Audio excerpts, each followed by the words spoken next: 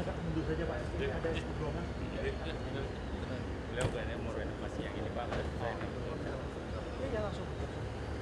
Kapolda Pak.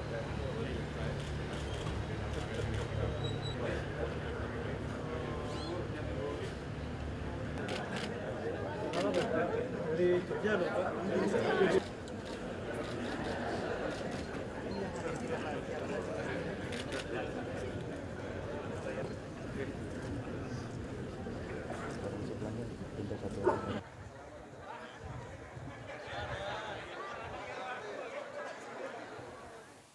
Saya kira kita tahu semuanya, Bapak Ibu dan saudara-saudara semuanya, bahwa tekanan ekonomi global, tekanan ekonomi dunia yang sekarang ini betul-betul hampir dirasakan semua negara, bukan hanya Indonesia saja. Semua negara mengalami. Ada yang dari 10 menjadi 6,5, pertumbuhan ekonominya anjlok. Ada yang 5,5 menjadi 4, ada yang 6 menjadi 3,5, ada yang juga sudah menjadi -3, ada yang juga menuju ke -7. Inilah memang sekarang ini ketidakpastian. Tidak hanya masalah ekonomi, tapi juga masalah geopolitik yang untungnya bukan berada di dekat-dekat kita, di Timur Tengah, kemudian ada keguncangan-keguncangan di Eropa, Uni Eropa yang juga menyebabkan hal-hal tersebut berkaitan dengan penurunan ekonomi yang ada. Kemudian hampir juga sekarang semua negara mempunyai cara yang sama, menarik investasi sebesar-besarnya ke negara mereka masing-masing, menarik arus uang masuk agar berbondong-bondong masuk ke negaranya, sama, berebut uang, berebut investasi. Kita sama.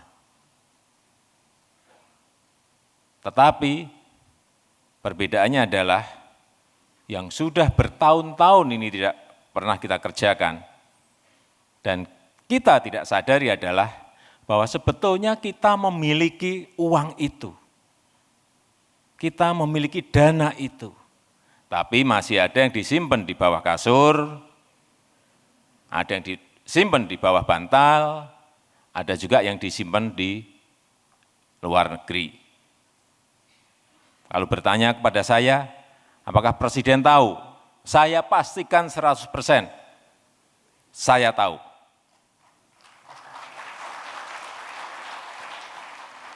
Nama, alamat, paspor semuanya ada di data di kantongan saya. Hanya tidak pernah saya gunakan untuk hal-hal yang tidak baik. Akan saya gunakan data-data itu untuk hal-hal untuk kebaikan negara dan bangsa. Ya, bertahun-tahun nggak diurus, uangnya yang di luar negeri nggak kita urus. Oleh sebab itu sekarang dibuatkan yang namanya payung hukum untuk memberikan kepastian.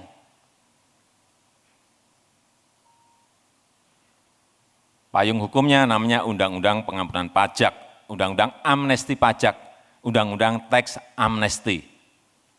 Ini kepastian dan bukan hanya perpres atau permen, peraturan presiden atau peraturan menteri, enggak. Ini sudah undang-undang. Artinya kepastiannya jelas. Kalau ada ngejar lagi, Pak, tapi undang-undangnya kan sekarang di MK. Ada yang mengajukan judicial review di MK. Jawaban saya, undang-undang di Indonesia ini undang-undang apa sih yang tidak di MK kan? Baru keluar sekarang, besok sudah diajukan ke MK.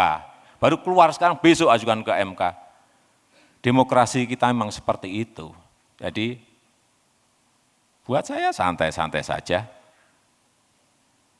Tetapi yang perlu saya sampaikan, bahwa pemerintah akan all out, pemerintah akan bekerja sungguh-sungguh untuk mempertahankan, untuk menjelaskan kepada MK bahwa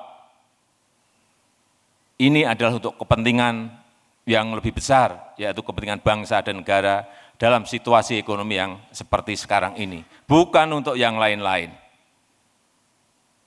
Supaya Bapak Ibu semuanya yakin bahwa kita nantinya akan menjelaskan kepada MK, dan yang datang, saya tidak mau eselon 3 atau eselon 2, yang datang harus Menteri dan Menko, plus nanti dari BI, dari OJK, plus nanti kalau kurang konsultan-konsultan pajak, yang kalau perlu kita bayar agar bisa menjelaskan bahwa undang-undang tax amnesty ini memang diperlukan.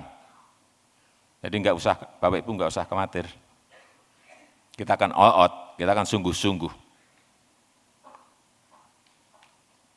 Yang kedua, yang ingin saya sampaikan, kita ini hidup di Indonesia. Makan di Indonesia, cari rezeki dengan kemudahan-kemudahan yang sudah diberikan pemerintah di Indonesia, bertempat tinggal juga di Indonesia. Pertanyaan saya, kenapa duitnya disimpan di luar negeri? Nah, tadi pertanyaan Pak Gubernur mengenai kerahasiaan data. Kalau sudah ikut tax amnesty, datanya seperti apa? Bahwa data itu tidak bisa dijadikan dasar penyelidikan, penyidikan, dan penuntutan pidana. Enggak bisa. Ini undang-undang yang mengatakan, bukan saya. Undang-undang. Yang kedua, tidak dapat diminta oleh siapapun. Data itu. Sekali lagi, tidak dapat diminta oleh siapapun. Yang ketiga, tidak diberikan juga kepada siapapun. Sudah clear. Ini undang-undang yang mengatakan. Ini tidak dapat diminta dan tidak dapat diberikan kepada siapapun.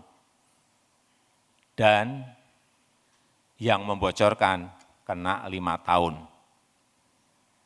Ini petugas pajak berarti yang membocorkan. Kalau bocor kena 5 tahun, hati-hati.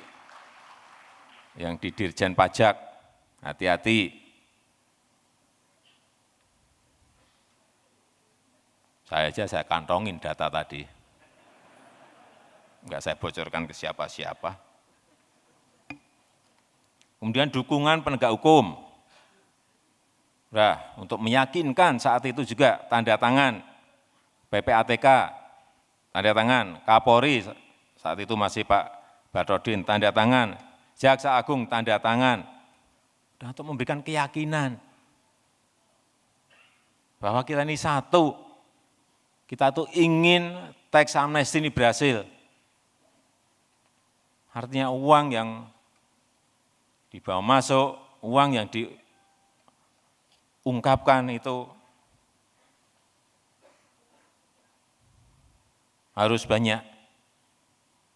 Terus manfaat bagi perekonomian nasional apa? Kenapa kita ngotot sekali? Sosialisasi dilakukan sendiri oleh Presiden dan menteri-menteri. Karena kalau ini nanti berhasil, ini kan yang masuk baru sedikit. Penguatan nilai tukar rupiah pasti. Ada yang nyimpen dolar, hati-hati. Terutama eksportir biasanya nyimpen dolar. Wah nanti ini naik, turun ini.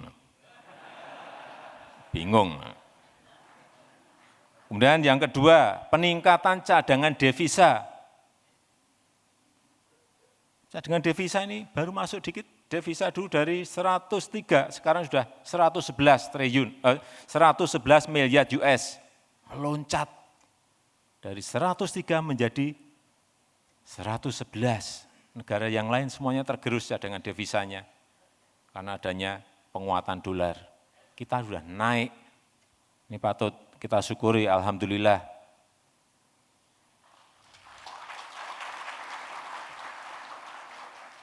Ini data yang saya terima, peserta amnesti pajak sampai hari ini 1.810 orang. Tapi uang yang masuk baru sedikit.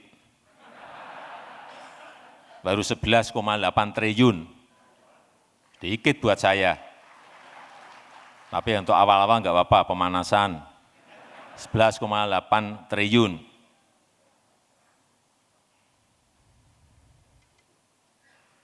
Itu saja cadangan devisa sudah naik.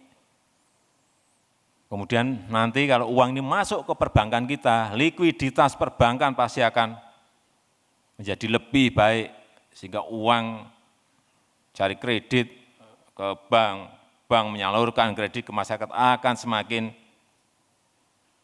mudah. Dan yang paling penting dalam jangka menengah, jangka panjang, ada peningkatan penerimaan negara, ini yang penting. Bukan urusan tahun ini, tahun depannya lagi, 10 tahun yang akan datang, ini akan menjadi lebih besar lagi.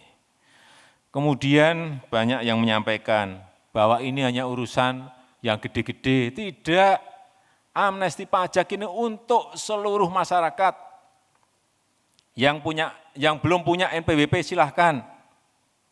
Mumpung ada amnesti pajak datang. Yang UMKM, UKM, yang omsetnya di bawah 4,8 miliar, hanya dikenakan 0,5%, setengah persen. Kecil sekali. Segera UKM-UKM kan harus menata buku sejak dini kalau mau meningkat menjadi pengusaha menengah, pengusaha besar, bukunya harus diperbaiki. Sehingga mumpung ada teks amnesti ini datang. Jadi bukan hanya untuk yang gede-gede, untuk semuanya. Karena banyak yang keliru. Amnesti pajak ini hanya untuk yang gede, tidak. Kita pernah melakukan teks amnesti tahun 64, gagal karena ada G30S. Tahun 84, melakukan lagi juga tidak berhasil, karena saat itu masih duit banyak dari minyak, dari kayu. Nah, sekarang ini adalah momentumnya. Karena apa? 2018 nanti ada keterbukaan informasi internasional, global, dibuka. Saudara-saudara menyimpan uang di Swiss, buka, ngerti semuanya, udah nggak ada yang ditutupi nanti awal 2018. Semua negara sudah tanda tangan. Jadi ini adalah amnesti pajak yang terakhir, karena udah buka-bukaan nanti, apalagi yang mau diurus, udah buka-bukaan. Biasanya 30-40 tahun ada lagi, kalau ini udah pajakan, perbankan, semuanya sudah buka-bukaan. Artinya sekali lagi, ini adalah kesempatan. Yang terakhir, perlu saya sampaikan bahwa pelaksanaan teks amnesti ini akan saya awasi sendiri. Saya sudah membentuk intelijen, BPKP, task force, saya bentuk, satgasnya saya bentuk. Meskipun di Bu Menteri Keuangan punya tim sendiri, saya juga punya sendiri.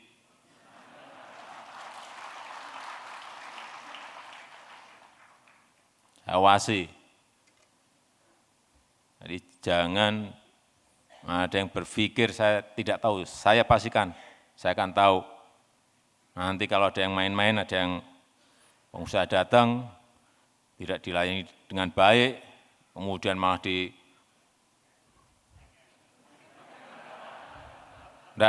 silakan lapor ke nomor ini, nomornya.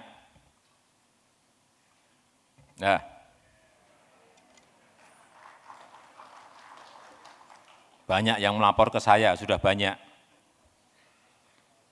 Tapi ya saya perlu cek, ini hanya lapornya benar atau enggak benar. Juga saya cek pasti.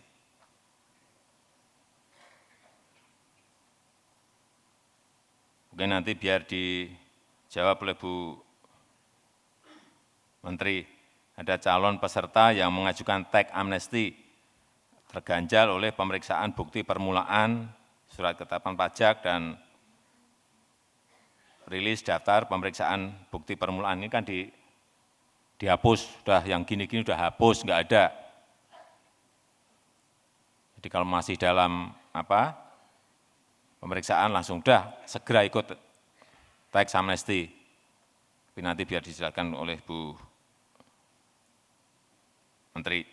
Jadi kalau ada hal yang perlu disampaikan kepada saya, silahkan menyampaikan lewat telepon atau SMS.